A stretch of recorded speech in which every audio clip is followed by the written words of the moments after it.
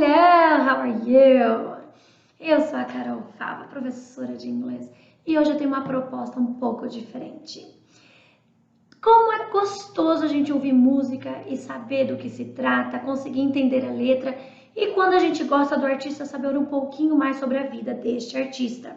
Então, hoje eu tenho o prazer de conversar um pouquinho em inglês com o meu grande amigo e também aluno, Lucas. Ele que é um grande fã da Taylor Swift. Então, eu vou entrevistá-lo para saber um pouquinho mais sobre a cantora, seus projetos, seus álbuns e também a nova música dela. Vamos lá e aproveita e pratica o inglês.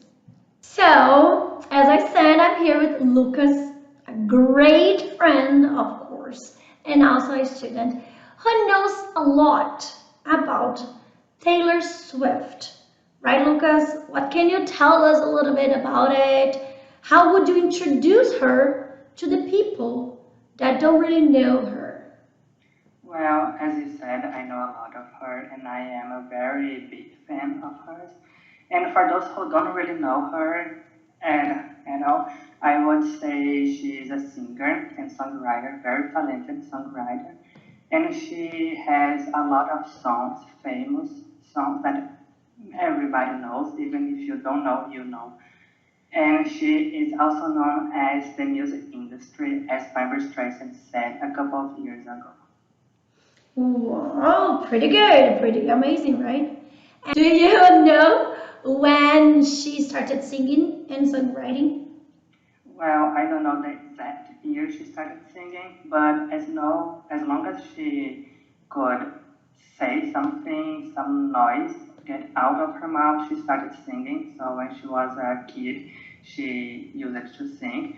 But the first performance she did, like official singer, was when she was 11 after a basketball game. They ended the game and she sang. And after this, she started writing her own songs. And when she was 16, she signed with a studio to record her first album. And do you remember her first song? Her first song was named Tim McGraw. And what does she write about in her songs?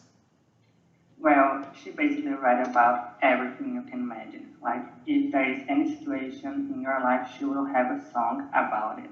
She is very known for her breakup song because her fourth studio album called Red is filled with all breakup songs that she faced in that age.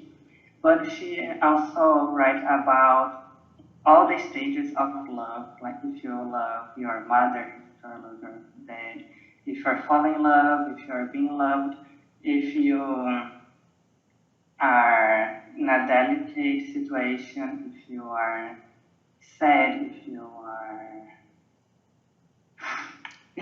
if you're losing someone, about forgiveness, being a teenager, being a young adult, turning 22 years old. She writes about fictional stories, real stories, female rights. So she has songs for every situation. Even if you are in depression or anxiety, she has songs to make you feel better. Wow, this is really good. So she writes what she has been through, or she gets experience from other people? I would say both. The main source of her inspiration is her life, but the last two albums was based on a fictional stories because we were in the lockdown because of the COVID-19. So she got inspirations through books or movies and friends, and she just write about it. Very interesting. And would you say that she should write about something else, or she has gotten all the subjects that we have been through? I would say she has got all the subjects, and she is doing an impressive and amazing job, and what she's doing is working because she's very famous and success. So I wouldn't say she needs to write about anything else. She already does it. Very good. And how would you describe her music style? There is one word that fits very well, and this word is eclectic, because she, as we said before, she writes about everything. and she has gone through genres of music. She has crossed through genres, so she sings country, pop, and alternative. And she even experienced she tried some new sounds like electric, rap, or pop, electronic. So she's very eclectic. She has 9 albums across 3 genres, and not all of people can do this. Very nice. And about albums, how would you say, or which one would you say that is your favorite? I don't know which one I would choose.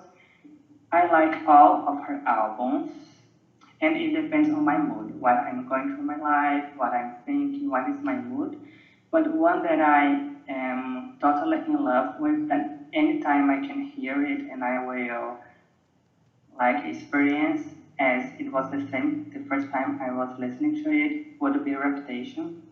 Reputation has a spot in my heart. It's a perfect album for me, and I like every song in it. There is no skips, but the others is still very good. And would you say that there is an album that you don't like very much, or you like all of them? I like all of the albums. Yeah. So do you listen all of them very often? I listen all of them, but the one I don't listen very often is her debut album called Taylor Swift. It's a self-named album because she was very young when she recorded, and nowadays her voice is more mature than it was back then. And I am more used to her mature voice, so I am waiting for her to re-record this album. She's re-recording her 6 first albums, and then I will enjoy more. I've known that she has released a new song some days ago, I believe, and the name of the song is Carolina. What can you tell me about it? Well, it is a soundtrack for a movie. This movie is called Where the Crawdads Sing. It's based on a movie.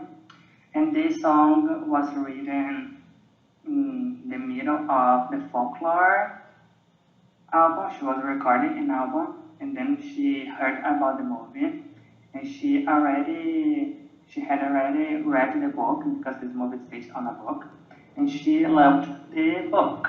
So when she knew that the movie was going to be recorded, she wrote the song Carolina. She recorded, and she sent the song to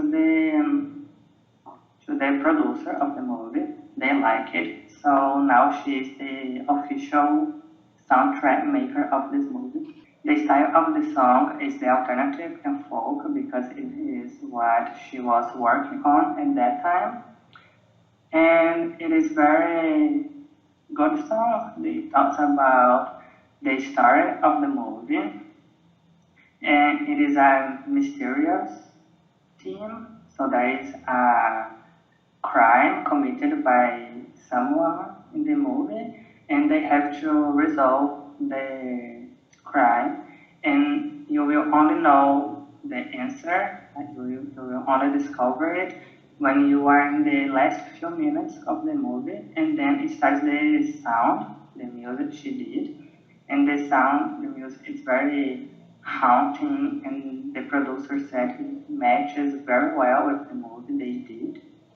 And she is now aiming to get an Oscar for Best Original Soundtrack for a movie, because she still hasn't the Oscars. She has Emmy, Grammy, and she wants the Oscar. Do you think that she's gonna get it? It depends on how the soundtrack is received by the fans in the movie, but I think she has a good shot. Very good. So, Lucas, if you could suggest someone to start listening to her, which song or which album would you recommend them to start with? Well, as I said before, she has 9 albums across 3 genres. So let's divide it into categories. For example, if you like pop, songs, you should definitely go for 1989. It is one of her most awarded and famous albums, and some hits inside the album are Shake It Off, Blank Space, Wildest Dreams, In Style.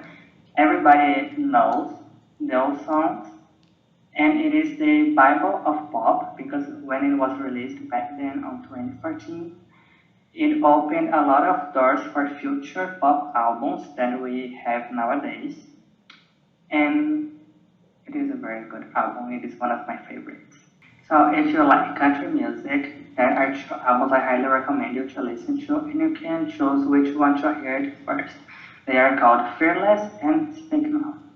Fearless is the most awarded country album in history, and there are two big hits inside the album. They are called Love Story and You Belong With Me. You Belong With Me is the most viewed country music video inside the YouTube. And this album is very comfortable to listen to it, like when you want to relax, just put this album and you will definitely relax a lot. And Speak Now is the only album Taylor Swift has ever written entirely alone. Like all her songs is just her. She wrote all the album completely alone, and the songs are amazing. I like all of the songs, and she was experimenting with her sound, so you can go across poppy music, but they are still country. But she was experimenting with her vocals as well. So moving on, if you are somewhere in between pop and country, or if you like both of them mixtured, the perfect album for you would be Red, Taylor's version, because at the same time there are country songs, there are also pop songs, because she was transitioning between the genres. So for the pop side, we have We're Never Getting Back Together, I Know You Were Trouble, 22, The Very First Night. And in the countryside, we have I Bet You Think About Me, All Too Well, Everything Has Changed, Forever Winter, The Last Time and so on.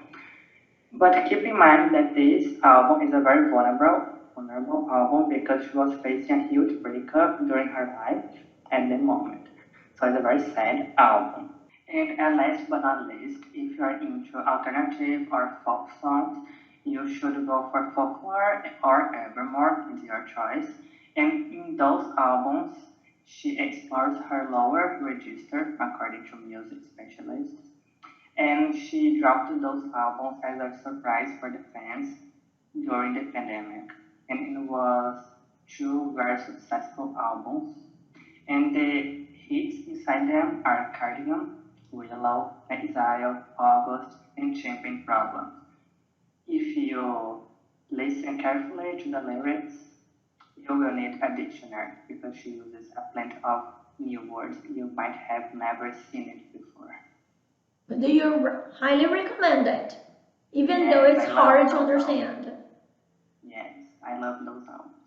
Very good. So thank you very much for sharing your knowledge about Taylor Swift and also helping other people to practice English with songs and music and also the biography of the singer.